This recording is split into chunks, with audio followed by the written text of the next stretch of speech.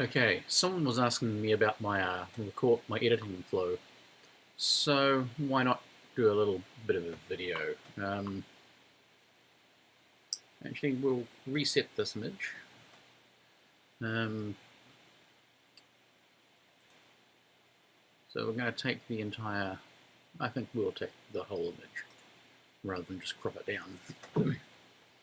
Now, this was a very busy stage with two drum kits, a drum kit behind this drummer, and lots of mic stands and everything in front, so there was a hell of a lot going on. So I normally generally start with just dropping all my highlights and raising all my shadows as far as they go, depending on the image, maybe only a slight nudge, but quite often that's what I'll start with. Check for the whites, just drop down until there's nothing there. Check the blacks and raise them so there's nothing there. For this particular gig, I'm going for quite a strong contrast. Usually when you beef all that up, you get all this horrible red. So I generally then start looking at changing the tint, maybe the temperature. These shots I'm still going to possibly be turning into black and whites, but I find adjusting the tint and temperature kind of actually helps with that as well. When I switch and drop down to just off 100%, then I can start playing with like the saturation to bring back in a little bit of a hint of colour, so it's not straight monochrome black and white. And maybe just often just play with the tone curve slightly just to get some minor fine adjustments, just personal taste really. I'm trying to get what will suit to the image. So I'm basically just dragging this up and down ever so slightly and seeing, effectively just seeing what changes really, until I get something that I'm kind of happy with. And I might. No, the exposure doesn't really help too much there. Just a little bit. Might just drop it a little touch. Cool. Didn't really seem to affect anything. That's that image done.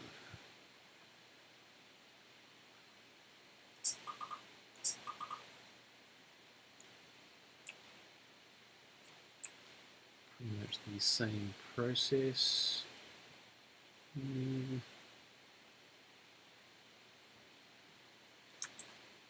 It's pretty much good as it was there, really.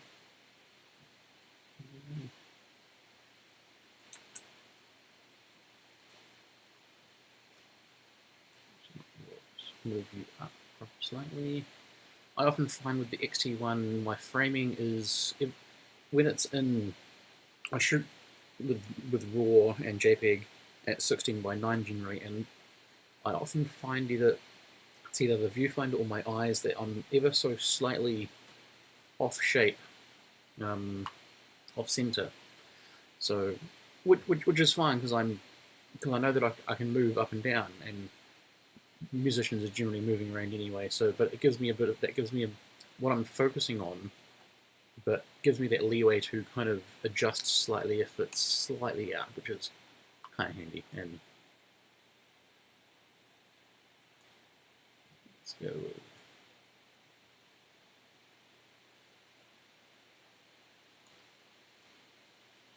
I think we'll leave this one as colour, because those colours actually do look quite nice. The blue mixed with the red, it's not too nasty. What can we do here? So I really don't like the microphone stand there, which is kind of handy that we can just move you across. And once again, this is a very busy stage with lots of things dangling and more mic stands than anyone can deal with. So it's a challenge. And this guy was also in kind of shadows for most of the evening, so I only got one or two shots of them, so we'll bring that up and then drop you down. Bring you up.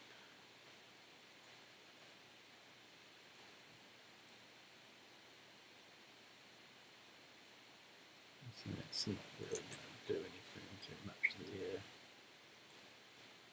And if we start bringing you up, then we start seeing that grain.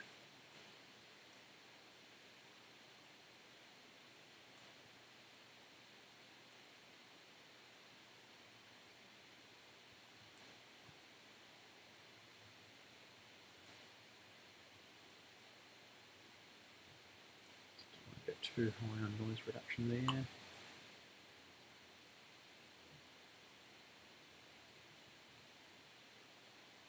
It's not too bad. Horrible, horrible grain there, but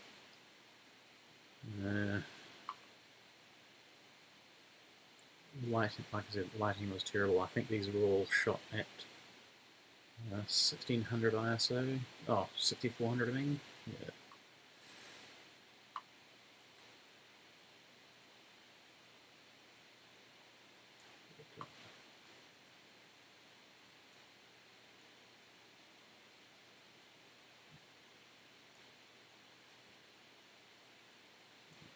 Probably all we're going to get there. If I really wanted to, I might go into Photoshop and just do a selective removal of all that crap just to clean that up, but yeah.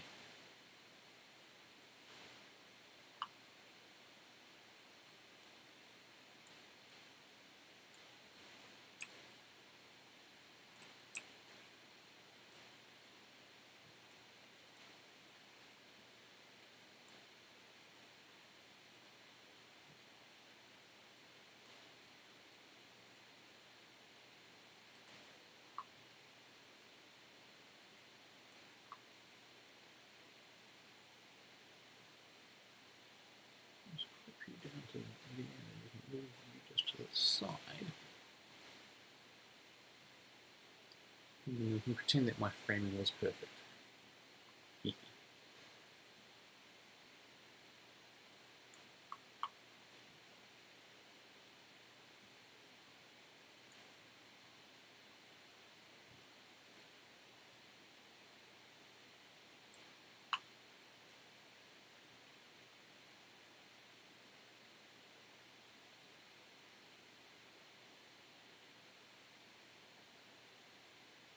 I often kind of favour a slightly desaturated look in my shots.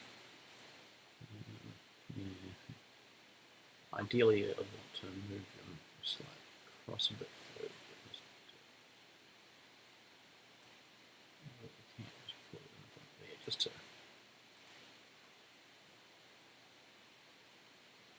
Ideally, I kind of like to get the edges of guitars, but not with that.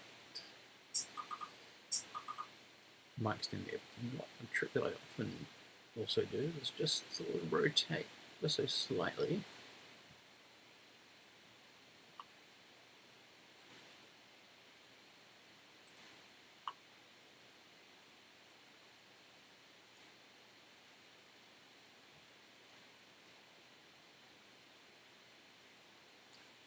Put you in.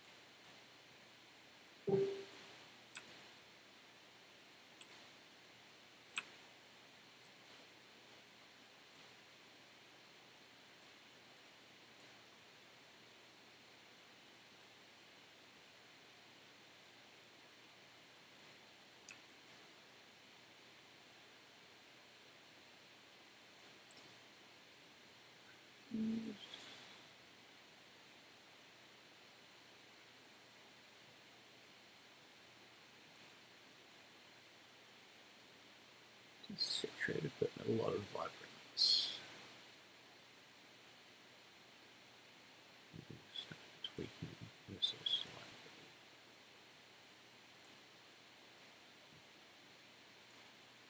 That'll do me.